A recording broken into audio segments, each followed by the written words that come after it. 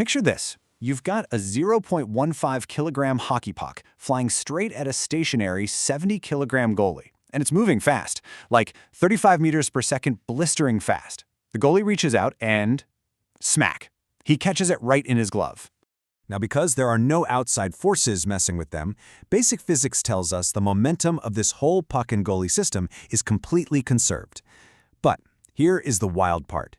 If you actually sit down and run the numbers on the kinetic energy, you stumble into a massive physics mystery.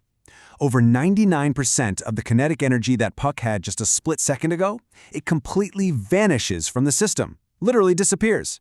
So, where on earth did it go? Well, by the end of this explainer, you're going to know the exact answer. We'll master the concept of inelastic collisions, learn the step-by-step formulas to solve them, and actually calculate these real-world energy transformations. Let's get into it. All right, so to solve our goalie mystery, we first need to figure out exactly what kind of collision we're dealing with here. This is called an inelastic collision. By definition, an inelastic collision is one where the internal kinetic energy of the system changes. Basically, it's not conserved. Think about a severe car crash. The cars don't just bounce perfectly off each other like billiard balls, right? The metal crunches, it bends, it shatters, it absorbs energy. All that internal work going on transforms the original kinetic energy into completely different forms. Now, what's super interesting about our hockey goalie scenario is that it actually falls into a special extreme category.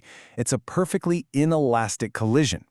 This happens anytime the colliding objects actually stick together after impact. And here's the key. When objects stick together, it reduces the internal kinetic energy of the system to the absolute minimum it can possibly have, while still obeying the law of conservation of momentum. So here is the crucial comparison, and I really want you to remember this, because it's a huge trap a lot of students fall into. In an elastic collision, internal kinetic energy is conserved. But in an inelastic collision, internal kinetic energy changes. It gets lost. Or, as we'll see a bit later, sometimes it's even gained. The only thing that stays constant in both types of collisions, assuming no net external forces, of course, is momentum. Okay, example 1. Puck meets goalie. Now that we've got the basic ideas down, let's solve that mystery from the very beginning. We're going to break this down into 3 super easy steps, just like I was writing it out on a whiteboard for you. Step 1, we set up our conservation of momentum equation. Step 2, we solve for the final velocity of the puck and the goalie. And finally, step 3, we calculate and compare the kinetic energies before and after the catch. Let's tackle steps 1 and 2. The equation for conservation of momentum is mass 1 times velocity 1 plus mass 2 times velocity 2 equals their final momentum. But remember, our goalie is just standing there at rest initially, so his starting momentum is a big fat 0. And because it's a perfectly inelastic collision, meaning he catches the puck and they literally stick together, they share the exact same final velocity, which we'll call v prime. So our equation simplifies really nicely. It becomes m1v1 equals the combined mass, that's m1 plus m2, times v prime. When we plug in our 0.15 kilogram puck moving at 35 meters per second and our 70 kilogram goalie, we find their final recoil velocity is a tiny 7.48 times 10 to the negative second meters per second. It's a very small recoil, which is exactly what you'd expect to see on the ice.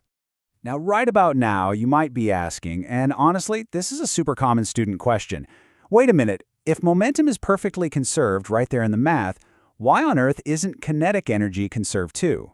Well, the reason is that momentum relies simply on mass and velocity, while kinetic energy relies on velocity squared. Let's look at step 3 to see this in action. Before the collision, all the kinetic energy is wrapped up in that fast-moving puck. 1/2 mv squared gives us 91.9 joules. But after the collision, using their combined mass and that tiny new velocity we just found, the final kinetic energy is just 0.196 joules. Almost all of it is completely gone.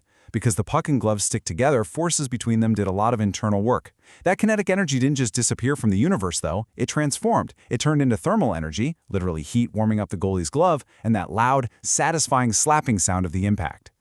Look at that number. Exactly 91.7 joules of energy is lost from the system's kinetic energy. That is a massive drop. It brilliantly shows how perfectly inelastic collisions strip away the maximum possible amount of kinetic energy. All right, example 2, releasing stored energy. So far, we've only seen kinetic energy go down. But inelastic collisions can actually go the exact opposite way. Let's visualize a brand new setup. We've got two little carts on a nearly frictionless air track, so we know momentum is going to be perfectly conserved. Cart 1 is moving to the right, and it's got a tightly compressed spring on its front. Cart 2 is moving to the left, straight toward it. When they collide, they don't stick together this time. Instead, the sheer force of the impact triggers that compressed spring, which instantly releases all of its stored potential energy directly into the carts before they bounce apart. Now, if we track the momentum of these carts and calculate their final velocities, we get a completely fascinating result for the kinetic energy. Before the collision, the two carts combined have 0.763 joules of kinetic energy. But after the collision, because that spring literally exploded outward, the final kinetic energy shoots up to 6.22 joules. The change is a positive 5.46 joules. This proves that an inelastic collision doesn't just mean energy is lost to heat or sound, it simply means kinetic energy changes. In this specific case, stored potential energy was converted into internal kinetic energy. Actually, fun fact, this is the exact same physics used when exploding bolts fire to separate a satellite from a rocket in space. Moving on to physics in sports, let's connect all these formulas to everyday life. You see, in sports like tennis or baseball, it's momentum, not just force, that really dictates the outcome of a collision. This is exactly why a heavier tennis racket or a heavier baseball bat always has a built-in momentum advantage over a lighter one when it strikes the ball. Furthermore, engineers spend a ton of time studying the internal kinetic energy lost to vibrations. When a tennis player hits the ball perfectly on the sweet spot of the racket, they are actively minimizing the vibration of the strings in the frame. Less energy lost to that useless vibration means way more kinetic energy is retained by the ball, and that maximizes the ball's velocity flying back over the net. In fact, sports science has a very specific measurement for this kind of elasticity. It's called the coefficient of restitution, or lowercase c. Basically, it's the ratio of speeds after and before a collision. For a ball dropped on a floor, c simply equals the square root of the bounce height, little h, divided by the drop height, big H. A perfectly elastic collision, which is super rare, has a c of exactly 1.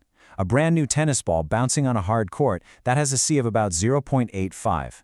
So I have a challenge for you. Try a take-home experiment today.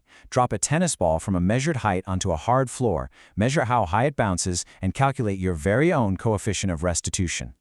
All right, summary and final thoughts. Let's wrap things up and lock in everything we've covered today. Let's do a quick rundown. First, an inelastic collision is defined as any collision where the internal kinetic energy of the system changes. Second, a perfectly inelastic collision, just like our hockey goalie catching the puck, is when objects physically stick together, and that causes the maximum possible loss of kinetic energy. And third, remember that this energy doesn't violate the laws of physics. It's just converted into other forms, like heat and sound. Or, in the case of our spring carts, potential energy is converted into kinetic energy. So, you now have the tools and the exact formulas to confidently calculate inelastic collisions in one dimension. Great job! But I want to leave you with a quick thought. We've really only been looking at objects hitting each other dead center, on a perfectly straight line. What happens to our conservation of momentum math when two cars collide at an intersection at a 90-degree angle and scatter across two dimensions? It adds a whole new layer to the mystery, and it's exactly what we're going to explore in our next explainer. Keep questioning everything, and I'll catch